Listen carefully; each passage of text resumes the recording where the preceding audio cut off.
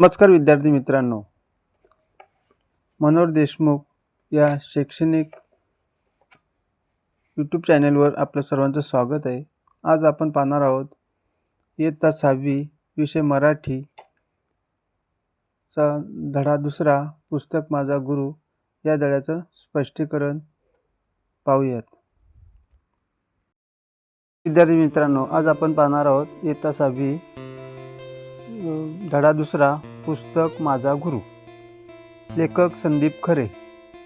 या पाठामध्ये लेखकाला पुस्तकाची आवड आहे आणि त्यांना पुस्तक ते भरपूर वाचत असत. पुस्तक ही ज्ञानाची खाण आहे.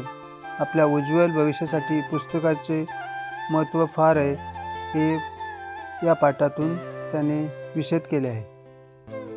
अगदी लहानपणीच पुस्तकाची मैत्री झाली. आई मला खूप पुस्तके विकत आणून द्यायची. माझा वाचण्याचा वेग चांगला असल्यामुळे पुस्तक पटकन वाचून पूर्ण व्हायची. खेळणी विकत घेण्यापेक्षा पुस्तक घ्यायला तेव्हा मला खूप आवडायचं. वाढदिवसाला, दिवाळीला कोणी भेट देणार असेल तर त्याला मला पुस्तक भेट दे असंच सांगायचो. पुस्तक विकत आणलेली पुस्तकं पटकन वाचून पूर्ण व्हायची म्हणून मग आईने ग्रंथालय लावले. ग्रंथालयातून आठवड्यातून 2 पुस्तक मिळायची. पहिल्या 2-3 पुस्तकातच वाचून व्हायची. अशा वेळी आई खूप वैतागायची. एकदा तर चक्क रद्दीतून किलोभर पुस्तक विकत आणली आणि माझ्यासमोर ठेवली. लहानपणीच माझ्यावर पुस्तकांचा असा वर्षाव झाला. हळूहळू पुस्तक माझे गुरु बनले. हे कधी आणि कसं घडलं ते कळलंच नाही. 4थीला असताना मला पहिली कविता सुचली. ती सगळ्यांना खूप आवडली. तेव्हा त्यात मला बक्षीस देखील मिळाले होते. हळूहळू शब्दांची दोस्ती झाली व मी कविता लिहू लागलो. कधी एका दिवसात 3 कविता लिहायचो तर कधी 3 महिन्यातून 1. पुस्तक आणि कविता यामध्ये माझे मन रमायचं. मला सगळ्या प्रकारच्या पुस्तकाचं वाचन करायला आवडतं. कुठलाही विषय मला वर्ज्य नाही. कवीने फक्त कविताच वाचावेत असं नाही, तर त्याने सामाजिक पुस्तक, कादंबरी, कथा, आत्मचरित्र, ललित असं सगळ्या प्रकारचं वाचन करावं. वाचनामुळे शब्दांची मैत्री होते. शब्दासारखे शब्द हे किती वेगवेगळ्या प्रकारचे भाषेमध्ये असू शकतात हे वाचनातून समजतो. हे वेगवेगळ्या लेखकांच्या लेखनातून उमजत जातं.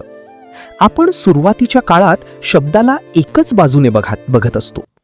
त्याला आपल्याला चौफेर बघता आलं पाहिजे. हे आपल्याला तेव्हाच जमतं जेव्हा शब्दांचा लळा लागतो, शब्दावर आपण प्रेम करू लागतो. हे सारी पुस्तकामुळे साध्य होतं. जर खूप पुस्तकं वाचलीत तर शब्दांचे, भाषेचे वेगवेगळे आयाम कळतील. हे आयाम मला हळूहळू समजायला लागल्यामुळे मी मौनांची भाषांतरे, कधी हे कधी ते, नेहमीची अक्षरे, तुझ्यावरच्या कविता, हे वेगवेगळ्या कविता संग्रह लिहू शकलो. पुस्तकातून खूप लेखकांची आणि कवींची माझी भेट झाली. संत कवी, पंत कवी, तंत कवी यांची ओळख झाली.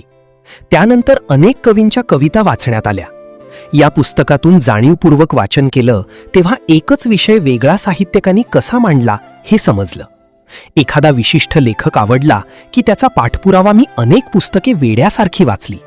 तेव्हा पुस्तकांचा खूप खूप परिणाम माझ्या मनावर झाला. एकलव्याच्या गोष्टीसारखं आहे हे. माझं दुसरे गुरु म्हणजे मला आयुष्यात आलेले अनुभव आपल्याला खूप काही शिकून जातो, आपल्या जगणं समृद्ध करतात. माझ्या काही कविता या मला प्रत्यक्ष आलेल्या अनुभवाचे प्रतिबिंब आहेत. त्यापैकी एक कविता म्हणजे दमलेल्या बाबाची कहाणी. आयुष्यावर बोलू काही या कार्यक्रमाचे महाराष्ट्रात सतत दौरे सुरू असतात. माझी मुलगी लहान होती तेव्हा दौऱ्यामुळे मला तिच्यासाठी अजिबात वेळ काढता येत नसे. कार्यक्रम रात्री अप्रतिम. घरी यायचं तेव्हा माझी मुलगी झोपलेली असायची. काही वर्ष अशीच पैसे कमवण्यात गेली आणि एक दिवशी जाणीव झाली की जिच्यासाठी आपण हे सगळं करतोय तिला आपण वेळच देऊ शकत नाही. या अवस्थेतून जन्म झाला दमलेल्या बाबाची कहाणी या कवितेचा. ही कविता ऐकल्यावर बऱ्याच लोकांचे डोळे पाणावलेले असायचे. कार्यक्रम झाल्यावर बरेच लोक भेटायचे व म्हणायचे, तुम्ही आमचीच व्यथा मांडली आहे. असंख्य बाबांशी या कवितेच्या माध्यमातून मी जोडला गेलो. त्यामुळे असे अनुभवच माझ्या कवी मनाचे गुरु आहेत. शेवटी मी एकच सांगेन, ज्याच्याकडून आपल्याला प्रेरणा, विद्या, कौशल्य, ज्ञान मिळते, ते सर्वच गुरु, तेच सर्वच आपले गुरु असतात. त्यांच्याबद्दल नेहमी कृतज्ञता आणि आदर असावा. मी जसं पुस्तकालाच गुरु मानलं आहे, तसं कदाचित तुमची गुरु म्हणजे आई, वडील, दादा, ताई, शाळेतील शिक्षक असू शकतात. त्यांच्या विषयात कायम आदर बाळगा. त्यांच्याकडून मार्गदर्शन जरूर मिळवा, पण स्वतः शिकण्यावर भर द्या. स्वतःच नवीन नवीन गोष्टी, प्रयोग, कौशल्य व ज्ञान आत्मसात करण्याचा प्रयत्न करा. तुमच्या प्रयोगशील वाटचालीला माझ्या खूप खूप शुभेच्छा. आपणास हा व्हिडिओ आवडला असेल तर लाईक करा, चॅनलला सबस्क्राईब करा. अशा शैक्षणिक माहितीसाठी व्हिडिओला लाईक आणि चॅनलला सबस्क्राईब करा.